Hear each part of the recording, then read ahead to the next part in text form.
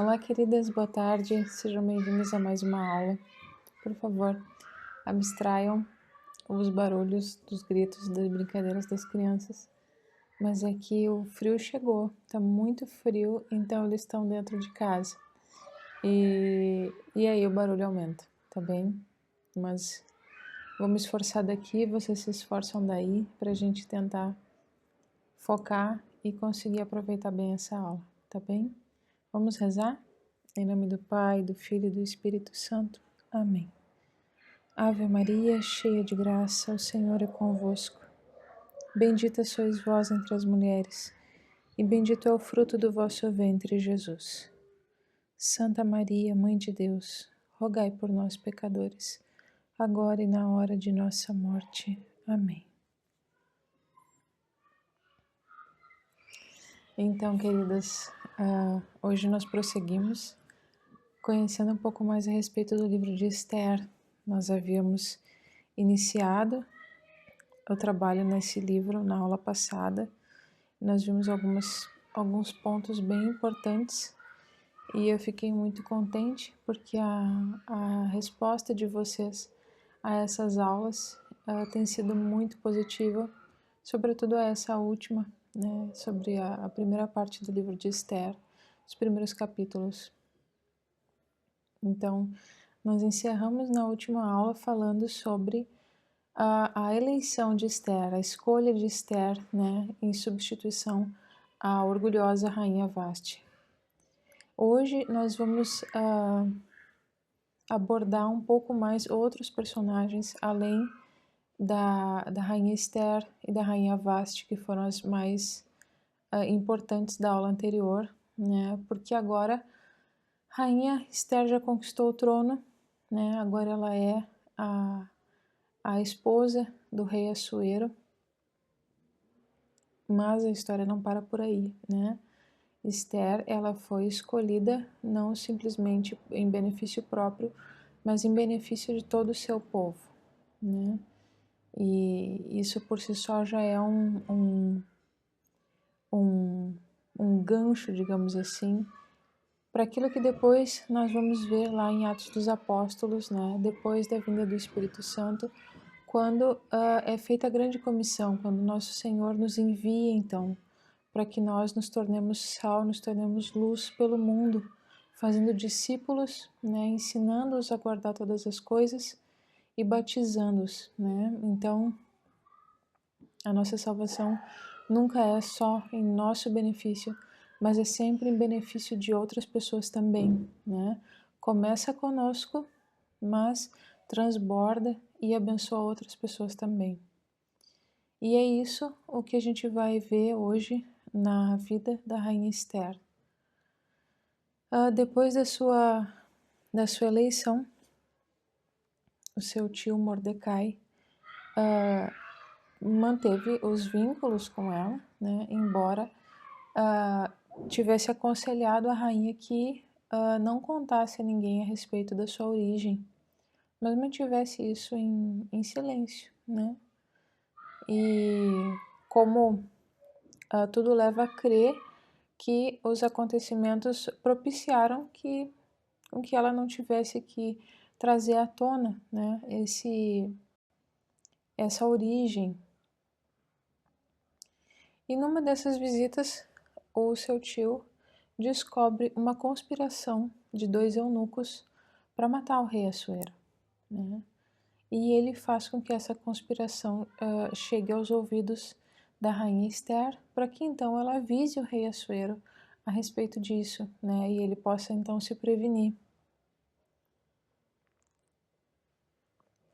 Então, graças a Mordecai ou Mardoqueu, tanto faz a tradução, graças ao tio de Esther, o rei então averigua essa conspiração e descobre ser verdadeira e manda executar esses 2 eunucos, né? E quando nós estamos lendo o livro de Esther, parece que esse fato é um acréscimo meio acidental, meio despropositado no todo da história. Mas logo nós vamos perceber que não é assim, como realmente Deus, ele não dá ponto sem nó, não existem acidentes, né?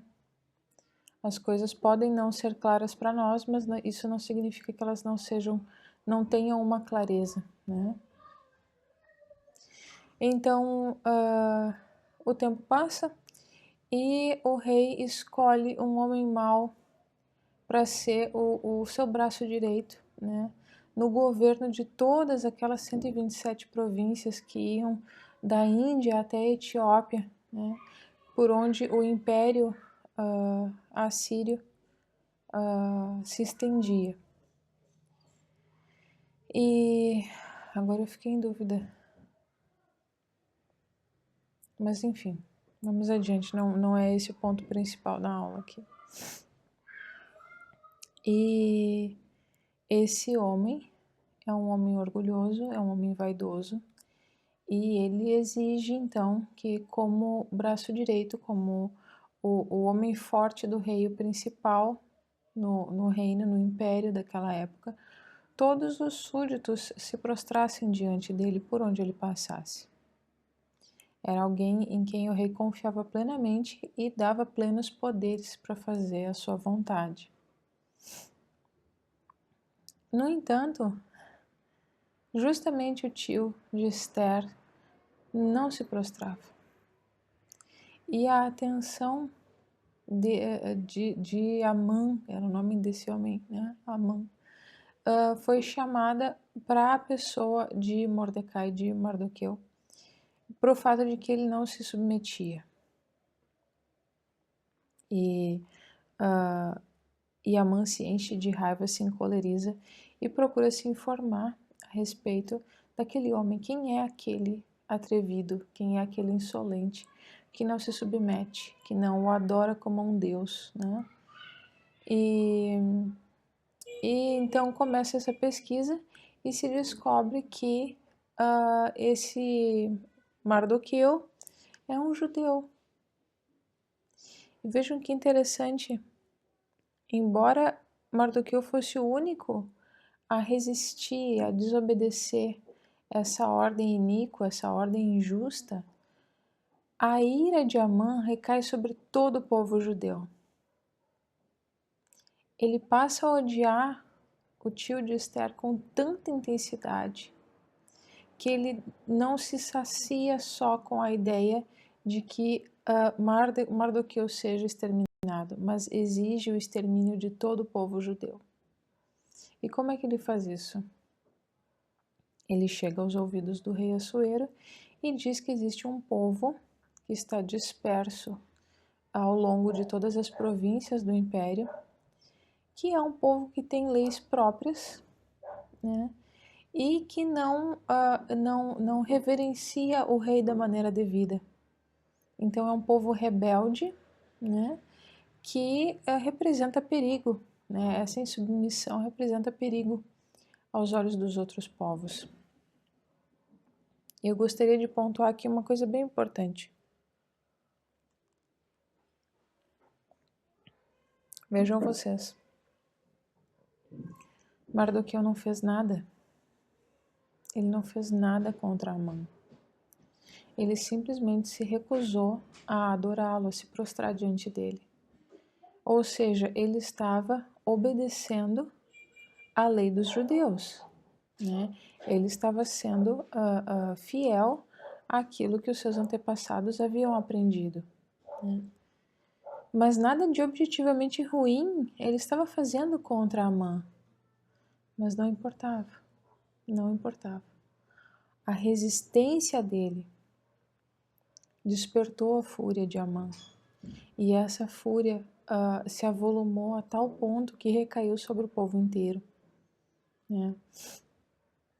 É importante a gente perceber esse tipo de coisa, porque muitas vezes a gente acha que não, mas eu não incomodo ninguém. Eu vivo a minha fé, eu só quero cuidar da minha família, eu só quero fazer as coisas do nosso jeito. Por que estão falando mal de mim? Por que estão me perseguindo? Por que estão querendo me demitir? Por que estão perseguindo meu marido? Por que estão querendo demiti-lo? Vocês percebem? Assim como essa ira recaiu sobre todo o povo judeu e em primeiro lugar sobre Mardoqueu, assim a ira do mundo recai sobre o povo cristão, que é fiel. Sempre foi e sempre será assim. Onde houver fidelidade a Deus, o mundo irá se levantar. É só um cristianismo insípido que não desperta a ira, que não desperta o furor, que não desperta a calúnia, que não desperta a perseguição. Um cristianismo que é sal e que é luz, ele incomoda, ele perturba. E isso não quer dizer que ele esteja fazendo algo de mal, não, ele está sendo o que ele foi chamado a ser. Ele está cumprindo o seu papel. Mardoqueu não estava fazendo nada de errado. Ele só não se prostrava, ele não desrespeitou, ele não xingou, ele não roubou, ele não tentou prejudicar, tentou puxar o tapete, inventar fofoca, nada disso, nada disso. Ele era um homem piedoso e por ser piedoso, por ser bom, ele não obedeceu àquela lei iníqua. E agora a gente vai ver como essa perseguição vai tornar os próximos meses de duração ali desse conflito extremamente tensos. Então a mãe chega aos ouvidos do rei, fala isso a respeito dos judeus e pede ao rei, olha, eu acho que tu devia elaborar aí uma lei, um decreto, né, e espalhar por todas as províncias, estipulando um dia para que esse povo seja exterminado. Mas assim, do menor ao maior, da criança, do bebezinho ao ancião, passando por mulher, por grávida, não interessa. Essa gente é rebelde, né? É insubmissa e está no meio de nós, mas vive por conta própria, né? Então ele incita o furor no coração do rei e o rei, por confiar num indivíduo mau, autoriza então o cumprimento, a expedição desse decreto. Então isso é interessante porque os meses são bem marcados, bem pontuados nesse livro, e ali diz então que no primeiro mês do ano esse mandato é expedido para essas 127 províncias e esses povos, essas províncias, enfim, devem se preparar, porque lá no 12º mês, no dia 13, os judeus devem ser exterminados, né? Quando isso chega aos ouvidos de Mardoqueu, e não tarda a chegar esse dia, ele começa a chorar, e ele rasga as vestes dele, e ele clama em altos prantos no meio da praça, como era costume antigamente quando uma grande tragédia se abatia, né? Não havia pudores assim na expressão da dor e do desespero. Isso chega aos ouvidos de Esther e ela vai descobrir então o que está acontecendo, né? Porque ela, como rainha, não tomava parte desses assuntos políticos, mesmo porque a sua origem era oculta. Então, teoricamente, isso não interessaria a ela, né? E Mardoqueu manda então por meio do eunuco de confiança de Esther, que havia sido enviado por ela para saber por que ele estava naquele estado, traz as notícias, as últimas notícias, né, a respeito desse decreto real. E junto com o eunuco, Mardoqueu envia o documento, né, uma cópia do documento, selado com o anel do rei, o que tornava assim um decreto irrevogável, né? É uma lei e nem o próprio rei pode desfazê-la, pode anulá-la. Tamanha era a sua força, o seu peso. E Esther fica sabendo disso, né? E fica sem saber o que fazer.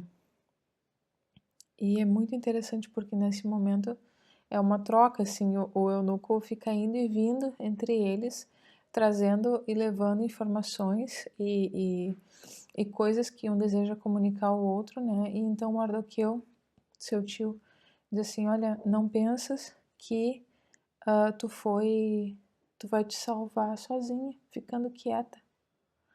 Porque se tu não falar, Deus vai levantar a salvação de algum outro lugar. Mas tu e a tua casa vão ser extintos. Até vou procurar esse trechinho aqui, para que vocês vejam que forte esse confronto que ele faz. Porque qual era a dificuldade de Esther, né? Não era simplesmente o fato de ser judia, mas é o seguinte, ninguém poderia chegar diante da presença do rei sem ter sido por ele chamado, sob pena de morte, né? Então a pessoa que se convidasse a aparecer do nada na frente do trono para falar o que quer que fosse, o rei não tinha nenhuma obrigação de ouvir, nem de prestar atenção, ele poderia exterminar essa pessoa na hora, por simples desobediência, né? Então, quem quisesse chegar até ele deveria ser por ele chamado. E Esther tem muito medo e ela diz pro tio dela, olha, faz 30 dias que ele não me chama. Eu não sei quando eu vou poder falar com ele. E então Mardoqueu dá essa resposta que eu vou ler para vocês. Deixa eu achar aqui. Achei. Isso está no capítulo 4, versículo 13 em diante. Diz assim, mandou ainda dizer a Esther, não te persuadas que por isso que estás na casa do rei, salvarás tu só a vida entre todos os judeus. Porque se tu agora te calares, por outro caminho se salvarão os judeus, mas tu e a casa de teu pai perecereis. E quem sabe se porventura foste levada a rainha para que estivesses pronta em tal conjuntura? Então, vejam novamente aquilo que eu afirmei ao início da aula, né? A salvação, o benefício, a graça, a provisão com que Deus nos sustenta diariamente não é só para nós. Ela é para nós e para o nosso povo, a começar pela nossa família, os nossos parentes, os nossos amigos, os nossos afilhados e quantas mais pessoas nós pudermos ajudar. Não é uma coisa só para gente, o evangelho não é só para gente, os recursos materiais não são só para gente, a saúde não é só para gente. Tudo isso é para servir ao próximo, né? E é isso o que o tio está dizendo à sobrinha. Olha, não pensa que Deus te colocou nesse lugar à toa, né? Porque se tu te omitir, Ele vai trazer a salvação por um outro caminho, mas tu e a casa do teu pai vão perecer. Isso também é uma advertência importante,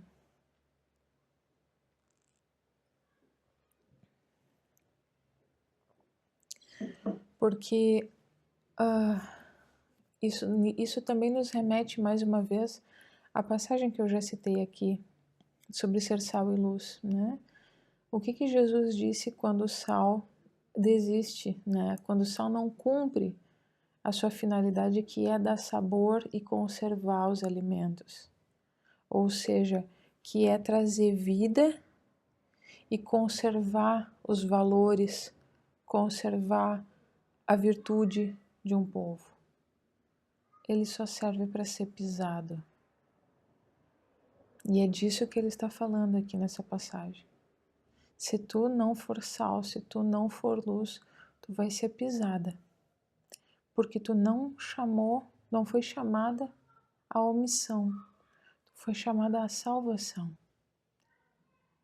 O id é pra gente, é para todos nós, é para todo cristão, né? Cada um de acordo com o seu entendimento, com as suas possibilidades, nas suas circunstâncias, né? O apóstolo Paulo só teve um, Moisés só teve um, né? O corpo de Cristo é múltiplo, né? Cada um tem o seu espaço e cada um tem a sua função e todos são importantes, exatamente no seu espaço e na sua função. Então, Mardoqueu confronta Esther com isso, né? E esse confronto serve até hoje para todos nós, né? E a resposta dela não foi uma evasiva, não foi um desconversar. Ela disse, olha, reúne todos os judeus da cidade, tá? Rezem e façam jejum por mim durante 3 dias, porque eu vou estar fazendo a mesma coisa. E realmente é isso que ela faz. E a construção do livro de Esther é interessante. Ele não é um livro para corrido, que a gente possa ler corrido. Ao final dele, a gente tem uma espécie de apêndice que conta com mais detalhes alguns trechos da história que haviam sido narrados anteriormente.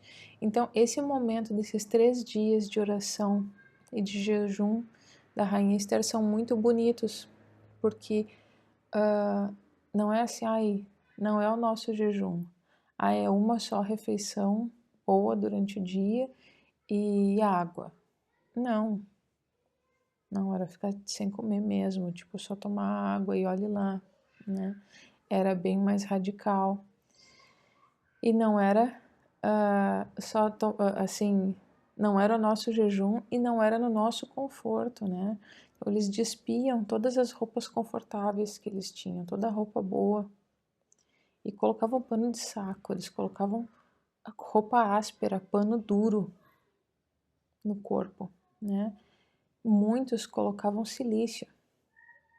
Muitos ainda, inclusive Esther, conta-se que nos lugares onde ela anteriormente costumava passear pelo castelo e tal, e se deleitar, e lugares gostosos onde ela gostava de ficar, ela encheu dos próprios cabelos que ela arrancava da cabeça.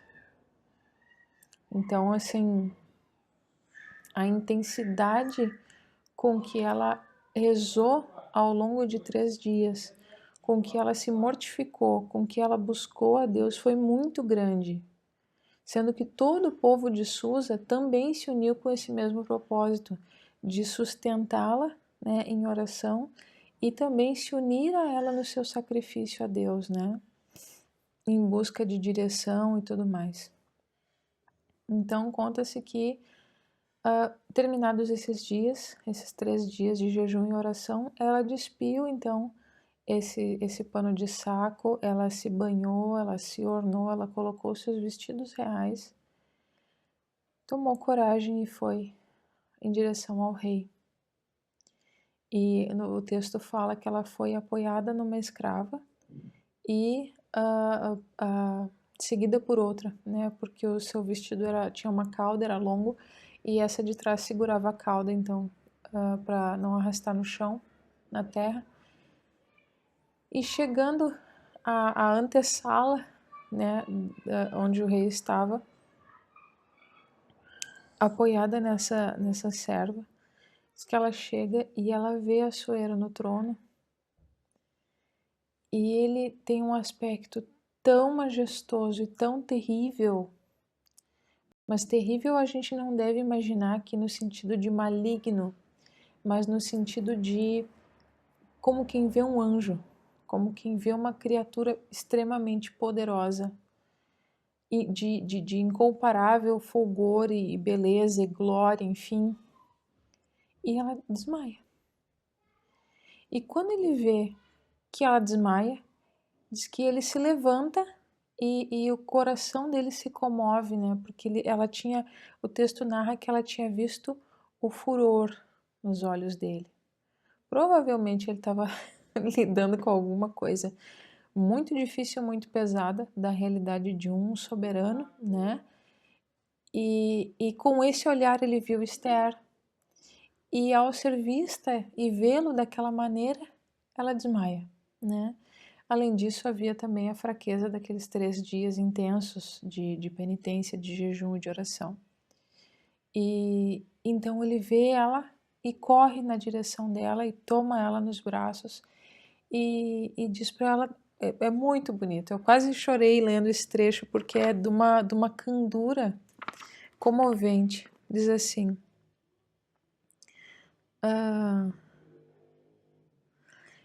isso aqui está no capítulo 15, tá? O versículo 10 diz assim: E havendo levantado o rosto e manifestado em seus olhos cintilantes o furor de seu peito, desmaiou a rainha. E trocando-se a sua cor em palidez, deixou cair a sua cabeça vacilante sobre a criada.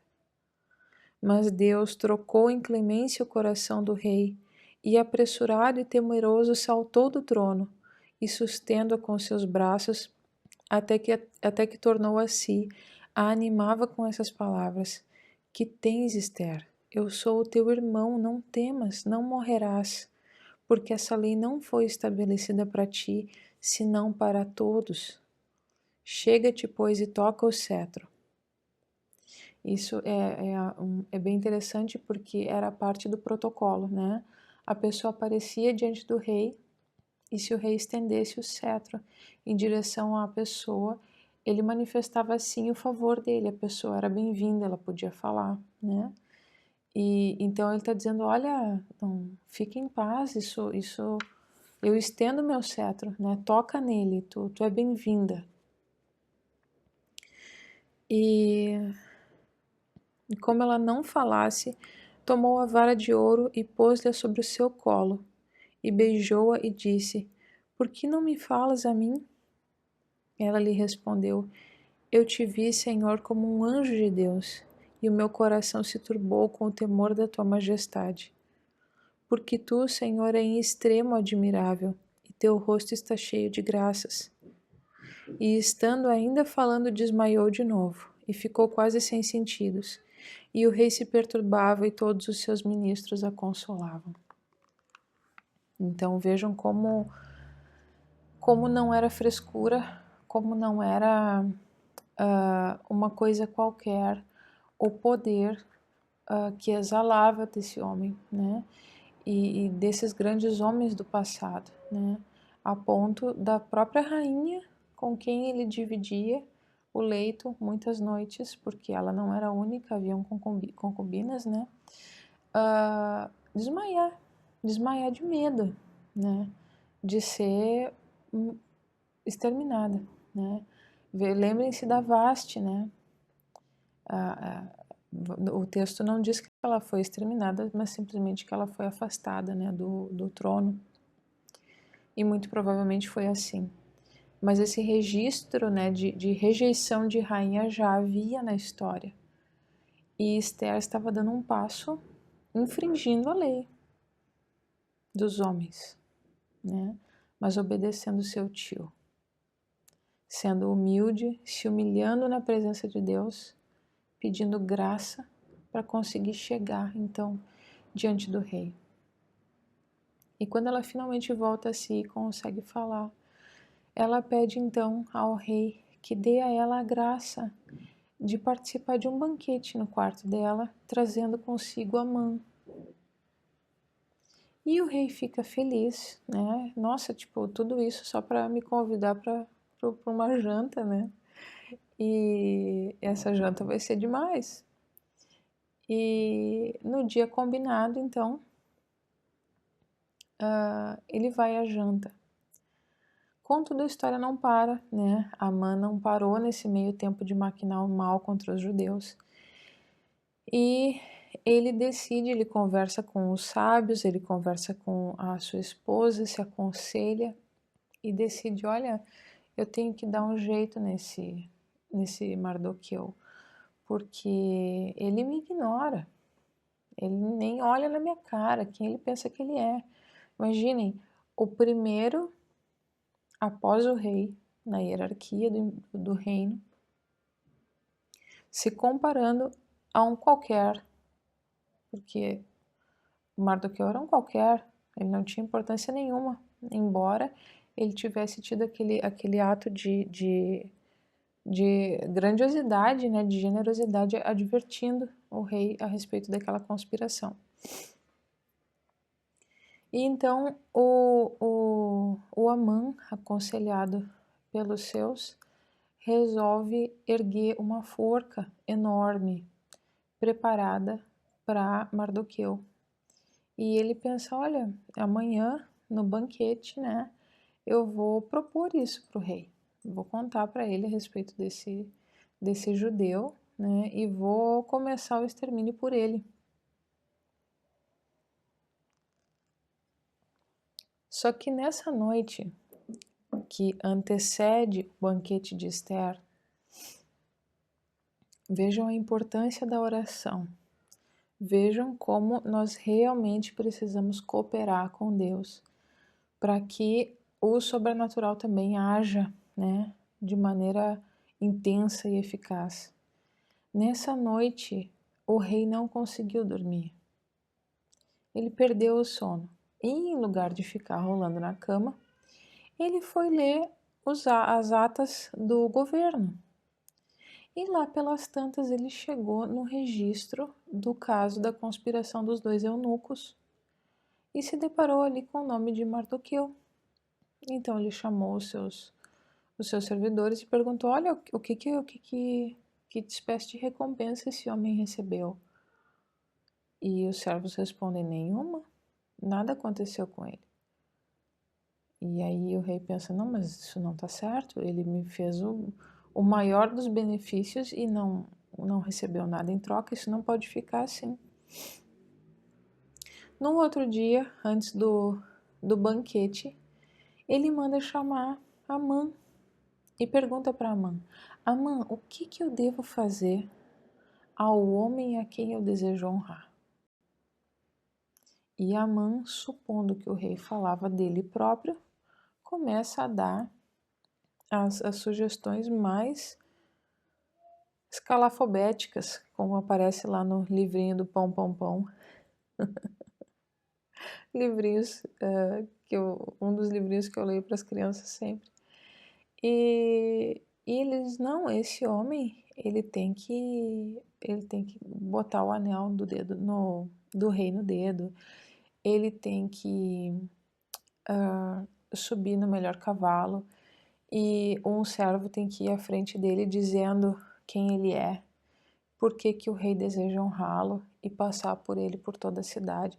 Enfim, tem que ser vestido de tal jeito e um monte de honrarias, achando que tudo aquilo era para ele próprio. E quando ele termina de dar todas essas sugestões, o rei olha para ele, muito bom, eu quero que tu mesmo vá lá e faça tudo isso para Mardoqueu. Amã é humilhado, né? Não intencionalmente, mas é humilhado e cumpre a ordem. E justamente o homem que ele queria e havia planejado enforcar é o homem que ele é forçado a exaltar publicamente diante de toda a cidade. E depois disso ele volta para casa chorando e atormentado e conta o que aconteceu. E a mulher dele diz, olha, se esse cara, além de tudo, né, é judeu, te prepara porque esse é só o começo do tombo, né, vem coisa pior por aí. E dito e feito, né, é o que acontece a Amã, que naquela noite vai se encontrar então com a rainha Ester e com o rei Assuero para o jantar. E vejam como é muito interessante, é muito forte ler o que Amã diz para a esposa dele. Eu vou ler para vocês essa passagem também, que merece ser pontuada, porque esse é um sentimento que não é exclusivo de Amã. Diz assim,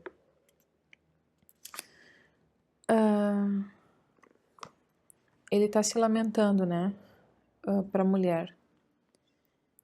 E ele começa a narrar, então, à esposa todos os benefícios, enfim, a posição dele, no reino, né?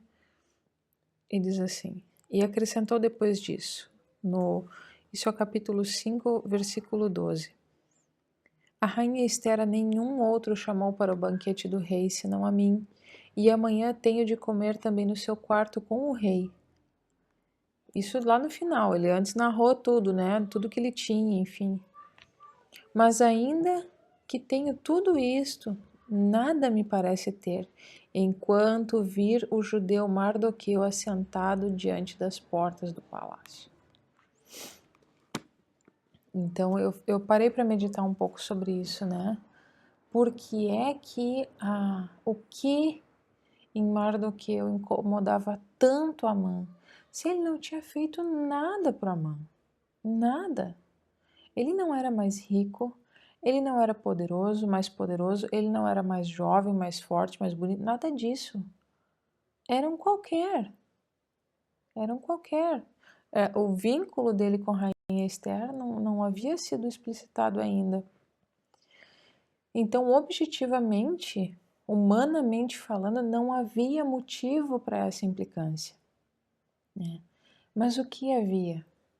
Havia um espírito forte, resoluto, fiel e livre.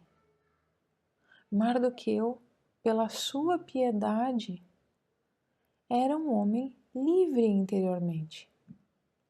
E por isso ele havia decidido desobedecer, né, a Amã e não se prostrar diante dele. E era essa liberdade que a mãe invejava, porque ele não possuía. Se vocês pararem para pensar, o invejoso, ele é escravo daquele que ele inveja. A vida dele fica atrelada de uma maneira muito intensa, muito forte, né, àquele que ele inveja. Então, o Amã era um prisioneiro, digamos, do Mardoqueu, sem que Mardoqueu tivesse a menor ideia disso, ou tenha querido isso em algum momento. Então, ele invejava justamente essa liberdade interior que a piedade dava à vida de Mardoqueu. E ele desejava exterminar porque ele não era livre, então ninguém podia ser. Todos tinham que ser cativos a ele e não ele cativo de um qualquer. Vocês entendem? Então, no banquete, à noite, Esther traz à tona o plano maligno de Amã, né? O rei fala novamente com ela: Esther, tá, tudo bem, tu queria dar essa janta, né? Mas as coisas não. Ninguém é bobo, ninguém é criança, né? E o que tu quer, afinal de contas? E o rei é apaixonado, ele diz: olha, tu pode me pedir metade do meu reino que eu te dou, não tem problema, né? E ela diz: olha, eu peço pela minha vida e pela vida do meu povo. E o rei não entende, tipo, mas como assim? Quem é o super poderoso que está ameaçando a tua vida? E aí ela diz: é o malvado Amã, que tramou tudo isso assim, assim, assado. E o texto narra que que o rei Assuero se levanta e se afasta, vai para o jardim, tipo, o cara tomou um choque, né? Ela revela a identidade dela, ela diz que ela é judia, né? E que o povo dela vai ser exterminado e que seria melhor ser vendida como escrava, porque pelo menos ela permaneceria viva e o seu povo também. Então ela faz um breve discurso, mas bastante eloquente diante do rei e o convence, né? E o confronta com os fatos, com toda a tramóia que o Amã tinha feito. E o Amã comete o maior erro que ele poderia cometer, que é ir atrás da rainha para suplicar a intercessão dela em favor dele. E quando o rei volta desse jardim, ele vê o Amã e parece assim que ele está na cama atrás de Esther. E ele se enfurece. Então, cara, dentro da minha casa, até no quarto da rainha, tu tenta contra ela. Nisso já entra um eunuco, né? Já ali no texto diz, nessa tradução, diz que ele já cobriu a cabeça. Então, a casa caiu, né? Como se diz, para o Amã nesse momento. E. Ah, ele está chutando. E o eunuco ainda conta para o rei: olha, ele tinha erguido uma forca lá na casa dele de 50 côvados para enforcar o judeu Mardoqueu. E o rei diz: ah, é? Então pode enforcar ele nessa mesma forca que ele havia feito para o Mardoqueu. E é interessante porque em vários salmos, se a gente lê atentamente, a gente vai ver o rei Davi profetizando, né, que os inimigos dele, que, né, simbolicamente, né, os inimigos do povo judeu vão cair nas suas próprias armadilhas, né? E no nosso caso, os inimigos do povo de Deus vão cair nos seus próprios laços, né? Então, não é nem preciso trabalhar pelo fracasso do mal. O próprio mal vai cair na sua armadilha. E foi o que aconteceu com Amã, né? E então, a partir daí, dessa revelação toda que Esther trouxe ao rei, o rei Mardoqueu, o tio Mardoqueu, então, acaba por substituir Amã, por se tornar o primeiro, né, depois do rei. No entanto, vocês lembram que eu havia dito que nesse livro todos os meses são bem demarcados, né? Eles já estavam no terceiro mês do ano quando isso aconteceu. E naquela época, como nós sabemos, não existia avião, não existia navio, né? Não existia carro nem ônibus. Então, para se percorrer grandes distâncias era cavalo, era navio. Então a coisa era bem complicada, demorada, né?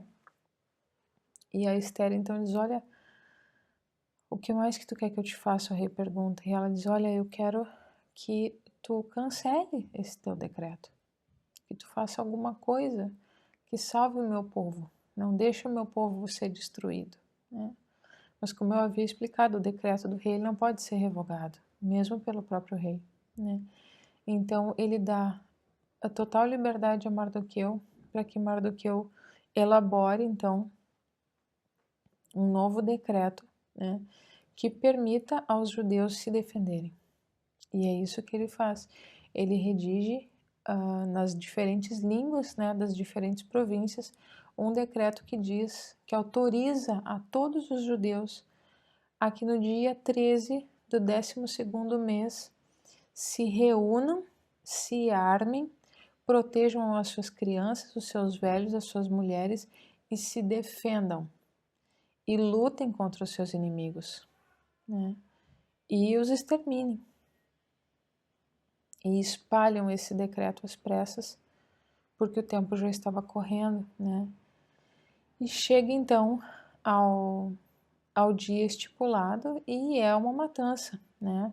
Porque apesar desse novo decreto real permitindo aos judeus a sua proteção, como eu havia dito, né, o povo de Deus ele é perseguido. Quando ele é de Deus mesmo, ele é perseguido, né? Ele vai sofrer de alguma maneira. E então, mesmo com o decreto do rei, mesmo com a sua proteção, digamos assim, havia gente disposta a executar o primeiro decreto, matando, exterminando os judeus. E dura então essa luta, digamos assim, por todo o império, dura 2 dias, dia 13 e dia 14, né? E é interessante porque o texto conta que quando esse segundo decreto chegou aos judeus e quando eles souberam que agora Mordecai ocupava o lugar de favorito do rei, de seu braço direito, de homem forte, os ânimos mudaram. E eles estavam anteriormente abatidos, agora eles estavam confiantes. eles tinham sido revigorados na sua fé, na sua disposição, porque eles estavam percebendo o favor de Deus, né? Eles estavam percebendo que eles não haviam sido entregues, desamparados, né? Eles não haviam, o perigo não foi extinto, né? Mas agora eles tinham pelo menos a chance de se defender, coisa que antes eles não tinham. Eles iam ser abatidos como ovelhas. E então eles se defendem e há uma carnificina por todo o império por conta desses inimigos obstinados, né, que querem a todo custo cumprir o primeiro decreto. E os judeus, graças a Deus, saem por cima. E esse evento foi tão grande, foi tão impactante na história do povo judeu, que até hoje ele é lembrado como a festa de Purim. Então, no calendário judaico até os nossos dias, existem lá 2 dias, o dia 13 e o dia 14 não vou lembrar o nome do mês, porque é o nome judeu, né? Mas é do 12º mês do ano deles, que é marcado de uma maneira diferente da nossa, que se celebra então a festa de Purim, ou Furim, porque Amã ele jogou a sorte, né, para descobrir em qual mês e qual dia os judeus deveriam ser exterminados. Então, o nome da festa vem dessa raiz de sorte, né, no sentido de par ou ímpar, de adivinhação, de coisa assim, né? Então, é a festa de Purim, que se comemora até hoje. Mas, enfim, essa aula já está longa demais. E, para encerrar, tá? A grande lição do livro de Esther, qual é? Se no primeiro momento ela conquistou o rei por meio da sua beleza, por meio da sua doçura, por meio da sua graça, né? O status dela enquanto rainha foi ainda mais elevado depois por conta da sua piedade, né? A beleza a elegeu, digamos assim, mas foi a piedade que a exaltou, né? Antes ela era rainha, agora ela era a rainha assim que reinava junto, porque o rei quis cumprir os desejos do coração dela, quis atender à intercessão dela pelo seu povo, por causa da piedade dela, porque ela resolveu deixar o medo de lado e se humilhar diante de Deus em oração, em jejum, em penitência, por si e pelo povo.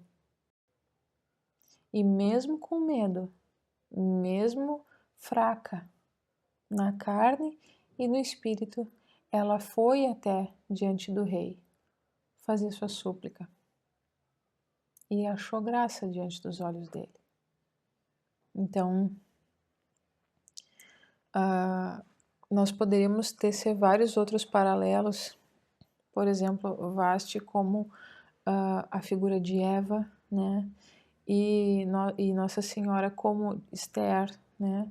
Como aquela que então intercede em nosso favor e obtém tudo do rei, né? Em benefício do seu povo, e como Vasti, ao desobedecer, fez como Eva, né? E que desobedeceu a Deus. E Nossa Senhora, né? Ao obedecer, ao dar o seu sim, né? Faz como Esther, né?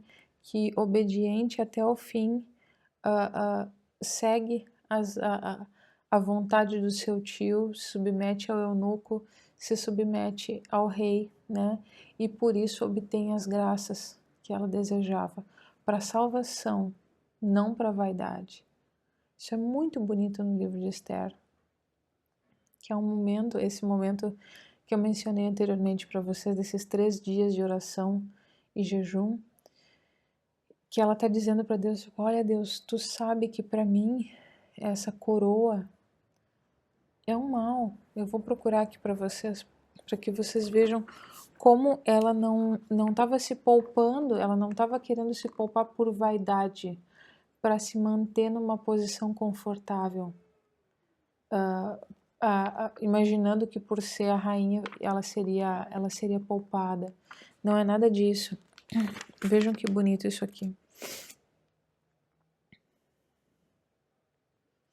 Tu sabes a minha necessidade. Capítulo 14, versículo 16, diz assim: Tu sabes a minha necessidade, e que abomino o distintivo da soberba e da minha glória, que levo sobre a minha cabeça nos dias em que devo comparecer em público, que detesto como um pano asqueroso, e que não levo nos dias do meu silêncio. E que não tenho comido na mesa de Amã, nem me servido de gosto os convites do rei, nem tenho bebido o vinho das libações. E que a tua serva, desde o dia em que foi transladada para aqui até o presente, nunca teve contentamento, senão em ti, Senhor Deus de Abraão. Então é interessante porque lá no início o texto falava, e eu comentei com vocês da peculiaridade dessa tradução, que ela era engraçada, né? Que a gente pode concluir que ela era alegre, né? Mas nessa oração ela está abrindo o coração para Deus, e ela está dizendo: olha, a minha alegria vem de ti, porque isso daqui não é nada para mim. E tu sabe disso, Deus. Então, olha para essa tua serva, né? E me socorre o meu povo. Então, é muito bonito. Em momento nenhum a posição dela subiu para a cabeça. E ela tentou se salvar, porque ela estava bem. Em momento nenhum. Ela temia, né? Pela vida dela. Isso ela temia, né? Mas ainda assim, ela buscou forças em Deus e foi até o rei, né? E por meio, então, por meio da beleza, né? Ela reinou, né? Mas por meio da piedade ela se exaltou, ela foi exaltada pelo rei. E essa é uma grande lição, uma grande lição. Esse livro inteiro é repleto de lições. Eu espero que vocês tenham anotado bastante coisa, tá bem? Releiam vocês mesmas, mais luzes virão, tenho certeza. E o livro de Esther é uma escola para todas nós, né? Essa beleza, essa doçura e essa piedade realmente são irresistíveis, né? Realmente são as armas mais poderosas com que Deus poderia ter nos armado. E a gente precisa aprender a usá-las a favor do reino dele, tá bem? Então é isso, meninas. Um abraço, fiquem com Deus e até a próxima aula.